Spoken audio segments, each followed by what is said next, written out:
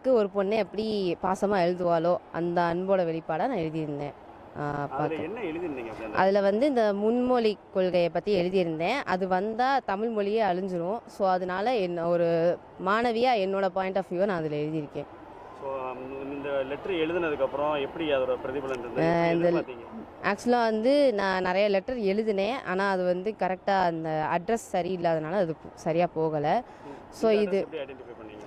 இந்த அட்ரஸ் வந்து கூகுளில் வந்து அவரோட வீட்டோட அட்ரஸ் வந்து சர்ச் பண்ணதுனால வந்துச்சு. ஸோ அதில் இந்த தடவை போட்டு பார்ப்போம், ஒரு ஃப்ளூக்கில் கிடச்சா ஓகே சந்தோஷம், அந்த மாதிரி தான் இது. எத்தனை பக்கத்துக்கு எழுதுனீங்க? அதில் என்ன ஒரு 2 பக்கத்துக்கு எழுதினேன். அதில் ஃபுல்லாமே வந்து இந்த பார்லிமெண்ட்டில் நடந்த ஒரு சில விஷயங்களை வச்சு எழுதியிருந்தேன்.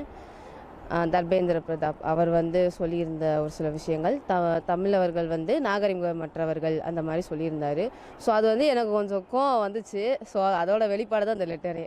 அந்த லெட்டரில் எழுதின வரிகள் ஏதாவது ஞாபகம் இருக்கா? அந்த லெட்டரில் வந்து இப்போ நாகரிகம் இல்லாதவர்கள்னு சொல்கிறாங்க, நாளைக்கு மனிதர்களே இல்லைன்னு சொல்லுவாங்க. அடுத்து இந்த இப்போ வந்து எல்லா இதுலேயும் ஹிந்திக்குன்ற ஒரு தனி மாநிலம்னு எதுவுமே கிடையாது.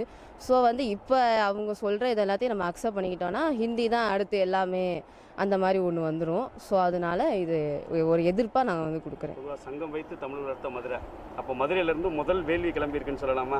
ஆமாம் சார்.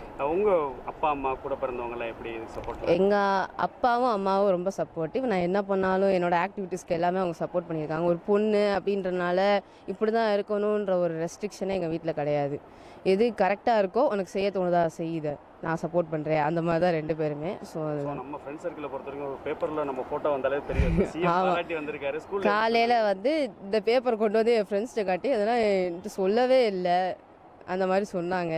அது வந்து எப்படின்னா இது நடக்குமானே தெரில, வருமானு தெரில.